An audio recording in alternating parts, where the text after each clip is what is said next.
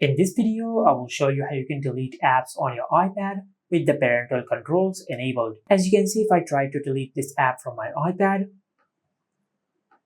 the option to delete the app is not available since the parental controls on my iPad are enabled.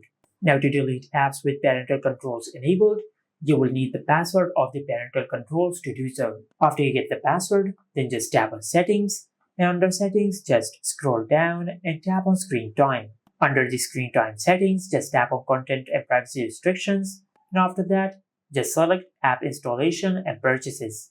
Under this section, just tap on Deleting Apps, and instead of Don't Allow, just select Allow. After you do that, it will ask you to enter the passcode of the parental controls, so just enter the passcode, and after you do that, you will be able to uninstall apps from your iPad, just like that. Just tap on Delete App, and as you can see, the Delete option is now available. Just tap on Delete, and as you can see, we have deleted the Chrome app from our iPad, and the parental controls are enabled.